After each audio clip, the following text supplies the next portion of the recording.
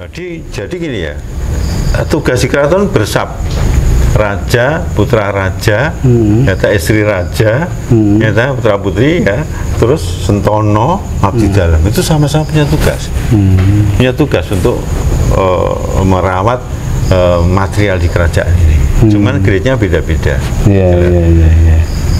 Karena ada undang-undang kalau nggak merawat peninggalan atau ini, ya peninggalan budaya ini, cagar budaya termasuk ini kan juga. Salam sehat selamat dunia akhirat. 1 jam saja biar paham. Ketua Umum Gusti Puger, sekjennya siapa begitulah. Nah, ini guyonnya begitu. Guyonnya bikin partai bisa, tapi kan bukan begitu. Bagaimana kita sama-sama yang kuyung ateging negara ini, seperti yang saya sebagai putra PP12 seorang pahlawan juga saya harus melanjutkan derap beliau. Itu maka bahasa saya itu bagaimana derap ini yang jatuh ke saya nomor 1 putra-putra putri. Nah, nanti kan setelah saya jatuh ke ketiga anak saya, terus itu berantai. Nah, makanya seperti perjuangannya beliau juga sekarang harus kita lanjutkan di negara ini. Terus ini kan pemerintah sebenarnya saya pernah membaca itu punya niat baik untuk membantu keraton itu kembali lagi kembali normal lagi normalisasi ya, lagi. Saya amini, kan. Tapi katanya begini, asal ojo do padu meneh. Nah, ini berarti kan pertama kali ini kan harus keraton sendiri, ini kan harus secara internal mengkompakkan ini dulu. Jadi begini, tentu untuk memperbaiki sesuatu itu mesti punya alat. Nyata listrik rusak, punya alat listrik, mobil rusak, punya alat mobil. Nah, ini keratonnya baru ribut, mesti punya alat keraton kan itu. Itu aja pesan saya. Nanti kita cari ya. Masih alat keraton gimana itu? Ya kita cari aturan keraton piye, aturan dengan pemerintah piye, sinkronisasinya piye kan enak ketemu gitu. Asal raja tadi sekarang saya katakan tadi enaknya piye ke depan gitu. Kalau kerabat, adik itu kan hanya usul kepada Sinuwun gitu. Sebetulnya tidak hanya usul. Jadi gini, sebetulnya saya pernah menemukan salah satu surat dari Pengageng Putra Sentono menegur pada BB12, menegur pada BB12, dan itu pernah juga disampaikan oleh yang saya Putra BB10 Pengageng Kasentanan. Karena Sinuwun banyak, bukan keset ya Sinuwun, karena banyak berkegiatan di Jakarta karena dia angkatan tentara itu tadi. Tadi masih banyak kegiatan di sana, maka kegiatan di sini agak terbengkalai adatnya, maka ditegur oleh pengageng putra adat kerabat. Karena apapun Sinuwun ini berasal dari kerabat. Dan dia secara hierarki luar anak ini tadi bisa menduduki melanjutkan raja kan itu. Tapi apapun dia itu Sentono. Nah, ini yang bisa mengingatkan ini. Birokrasi nggak bisa. Kayak Dewan Adat itu. Iya, di situ di Kasentanan. Ini negur, sehingga teguran itu ditangkap oleh BB12 karena dia masih sibuk, maka dia menugaskan kerabat untuk ikut di adat. Itu loh. Nah, itu loh. Ini hari ini saya nggak bisa hadir, harus ini gantinya ini urutannya gini. Udah itu diperintahkan akhirnya oleh BB12 karena kesibukannya beliau di pemerintahan sebagai tentara tadi. Tapi akhirnya setelah agak slot juga beliau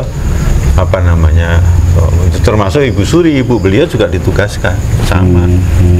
Jadi gini ya, tugas di keraton bersab raja, putra raja, nyata istri raja, nyata putra putri ya, terus sentono, abdi dalam itu sama-sama punya tugas untuk merawat material di kerajaan ini.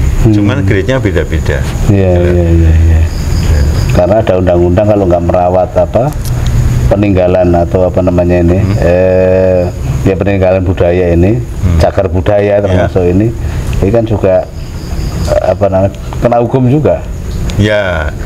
Apalagi merusak. Ya. Kalau tahu rusak tidak merawat juga kena. Ya. Ya. Tapi kembali lagi bahwa di 2010 itu apapun ini harus izin yang punya. Ini kan balik-balik kan jadi kacau kalau itu jadi retorika jadi nanti. Yang penting bagaimana ini kita daur ulang menjadi enak EPY, ketemu udah selesai menurut saya.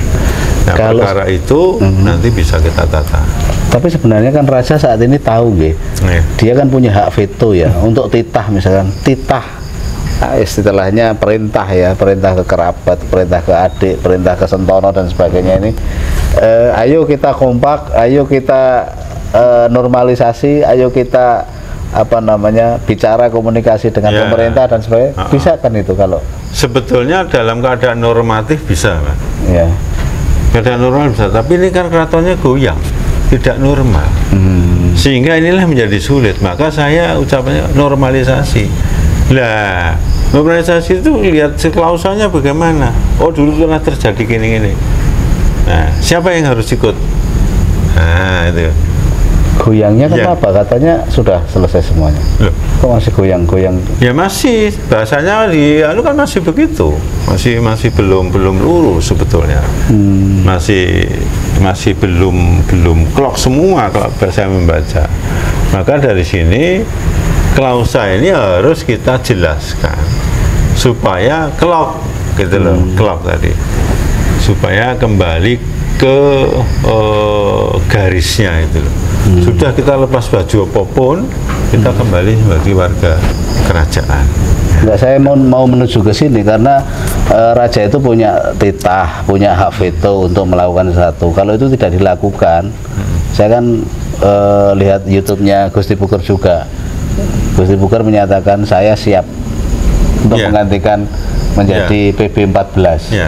Karena itu apa alasannya? Saya membaca carut marut ini sehingga tidak ada ketegasan karena dia tidak bisa tegas yang dinyatakan oleh hukum beliau ini, sehingga tidak bisa berhukum katanya begitu kan. Makanya ini hukumnya lemah, dia tidak bisa berhukum gimana? Karena cacat permanen pada waktu itu kan dikatakan itu, tapi ini kan belum terjawab secara maksimal. Akhirnya terjadilah sebuah istilahnya penilaian yang kabur. Makanya harus dinormalisasi dulu supaya bahasa-bahasa ini bisa hilang. Bagaimana bahasa kasarnya genai piye? Genai itu piye gitu loh. Genahnya piye. Nah, kalau wis reso tak ganti gitu ya. Nggak bisa ya. Ada dua alternatif kan. Alternatif pertama kita ampuh semua dulu. Diambil semua dulu, baru kita cari kebenaran di sana. Siapa sih betulnya? Nah itu. Tetapi bahasa saya ini hanya bahasa siapapun memotivasi sebenarnya. Memotivasi bahwa saya itu punya tanggung jawab. Yes. Itu aja. Punya ini yang mau saya klarifikasi. Jenengan kan bukan akan mengkudeta, tapi hanya memotivasi. Ayo ndang gerak, supaya cepat normal begitu kan. Tapi bahasa saya kan memang rodo bikin sesuatu, harus begitu. Kalau semua saya punya tugas, itu sudah biasa diucapkan. Pada waktu itu saya ada semacam mungkin inilah dunia atau apa. Itu saya habis subuh, tiba-tiba itu saya saya kan mikir terjadi biar tahu keraton ini, karena kayak semacam pemberian petunjuk untuk ucapan gini. Akhirnya saya tadi wawancara berdua hari saya mengucapkan itu. Jadi saya habis sholat subuh itu ada perintah itu. Udah caranya begitu. Karena saya tiap hari itu mohon, ya Allah tunjukkan cara saya untuk bagaimana nih keraton. Karena tahun berapa itu saya juga pernah komunikasi dengan Allah, bagaimana nih keraton itu Allah. Itu dijawab sebetulnya. Tapi ini kan itu pribadi ya, yang bisa saya ucapkan di sini. Jadi ketika saya dapat itu, saya terucap itu Saya kan bukan kudeta, saya siap loh. Ini kan semua boleh saja siap. Yang siap nggak jadi presiden, siap sama saja. Bukan bangun kudeta, mengkudeta presiden, siap sebagai warga negara Indonesia harus siap. Nah, saya sebagai peduli ke Mataram yang Carut Marut Gang ini, saya siap kok gitu loh. Dengan segala keberanian, karena pemimpin ada 3 kan sebetulnya. 1 ditunjuk, 2 aklamasi, ketiga keberanian. Ditunjuk oleh Rawani piye? Ya mundur. Nah, aklamasi nek ketulis ya ora dadi kan itu. Kita ditunjuk alhamdulillah. Ada sesuatu yang memang kamu ada tis ke sana. Tapi ketika bicara itu, melontarkan itu kan pasti ya punya tahu aturan gitu loh. Artinya tahu aturan begini. Berarti kalau misalnya raja ini ada sesuatu yang ganti yang pas itu Gusti Puger atau apa itu ada begini, normanya gitu. Normatifnya begini. Jadi apa namanya, raja ini kalau sudah tidak pas, kena masalah dan segalanya, memang harus digeser.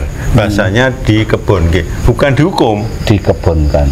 Dikebonke itu artinya supaya dia bisa tafakur, istighfar, ya, minta maaf pada Allah, sehingga nanti kemungkinan besar turunnya bisa naik kembali karena Allah memberi maaf.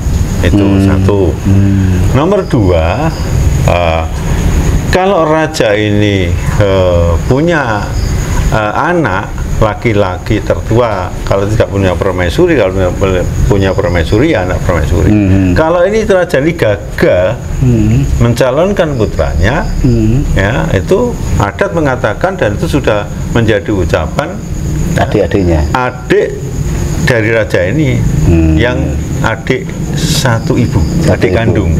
Makanya saya tadi menanyakan itu, berarti normanya ada. Itu normanya begitu. Ya, tidak ngawur, tidak ngawur. Jadi saya bukan saya enggak, saya kalau ini gagal, saya itu punya kans karena saya dikandung. Itu begitu. Sehingga ini yang agaknya juga menjadi masalah nih buat saya ini. Tapi saya nggak masalah, misalnya niat saya itu baik. Baik ya. Niat saya baik. Itu loh. Niat saya baik. Tidak musuhi siapapun, saya hanya mengingatkan bahwa pesan PP12 itu kita cermati secara mendalam jati diri kamu masing-masing. Sehingga harus kamu punya lego-legowo, ikhlas. Karena keraton ini berpredikat kerajaan Islam, ikhlas itu nomor 1. Nah, ini yang saya tanyakan, angger-anggernya ini kan kerajaan Mataram Islam ya, bukan kerajaan Mataram ya, tapi Islam. Berarti kan memang ada acuan-acuan, panduan-panduan, dasar-dasar pelaksanaan keraton ini, ya tentunya menurut ajaran Islam, tentunya begitu ya. Nah, sampai sekarang ini gimana? Ya, saya kira itu masih tidak luntur sebetulnya. Tidak luntur ya. Karena belum diamandemen. Siapa yang mengamandemen ini belum ada. Belum ada amandemen, nah sehingga ini berlaku. Tidak berlaku surut kan, terus jalan. Makanya dalam proses ini monggolah PP12 sudah mengatakan kowe mung nglingi kloso jumelar karena melaksanakan bagus. Eling ngamalan jati diri kamu Mas. Ojo dolanan daging ratu. Jangan bermain-main dengan posisi raja. Kalau main-main itu hukumnya berat.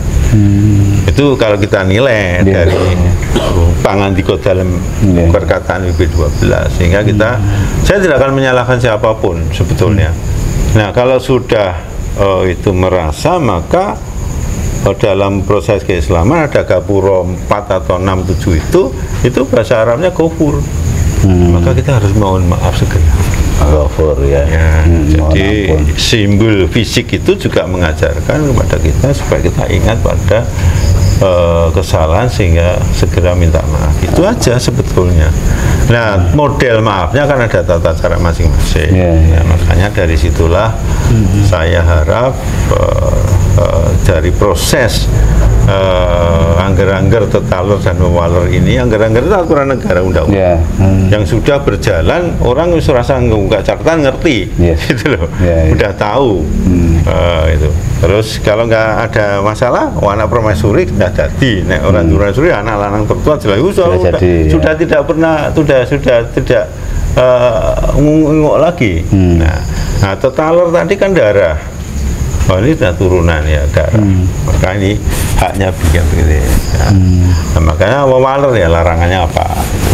Nah, dari situlah maka akhirnya nanti bisa urut kacang kembali. Ya, seperti kalau kita mau sowan ke Sinun itu kan urut kacang yang sepuh, grade sepuh, grade 6 terus sampai ke yang paling muda. Itu mengajarkan bahwa kita tetap menghormati yang dulu. Nah, itu sehingga tidak boleh kita ngelumpati wong rabi jang ngelumpati sulir lanang kudu nganggo lumpatan aku kudu bertanggung jawab itu loh. Tidak boleh saenake dhewe gitu loh. Nah, makanya dari situlah maka PP 4 di Wulangreh beliau mengatakan salat limang wektu kotan kena tinninggalo yen isih remen aning projo.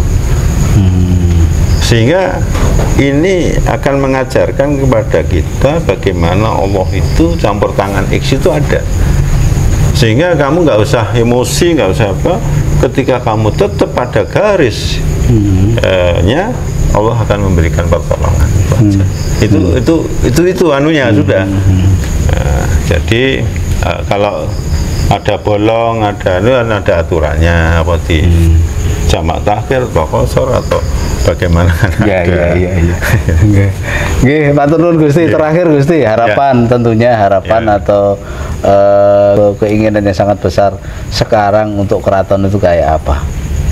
Monggo panjenengan biar masyarakat biar masyarakat bisa bisa mendengar juga supaya apa namanya menyatu antara kerajaan ini dengan rakyat dengan pemerintah. Tentu tadi saya mengharap bahwa ini segera ada rembukan yang mapan betul-betul serius sehingga jangan sampai apa namanya terjadi hal-hal yang sedikit menjadikan masalah.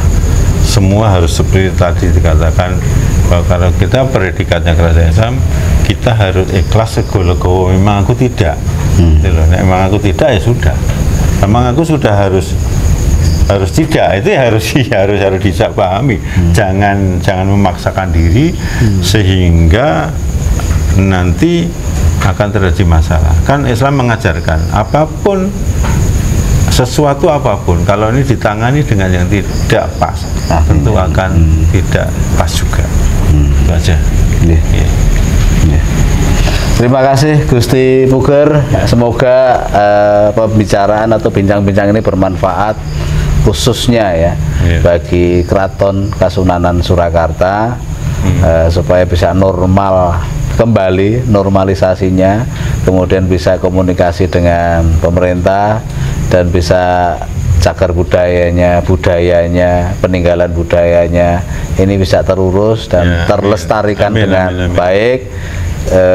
Para sentono, para dinastinya ini juga bisa lego dan juga bisa kompak bersatu untuk nyengkuyung budaya yang sudah luar biasa di Luhung ini, karena ini adalah peninggalan silsilahnya Sultan Agung yang harus kita agungkan dan harus kita lestarikan, hormati. Paling luar biasa. Itu saya pikir. Terima kasih. Salam sehat dan selamat dunia akhirat. Assalamualaikum warahmatullahi wabarakatuh. Waalaikumsalam.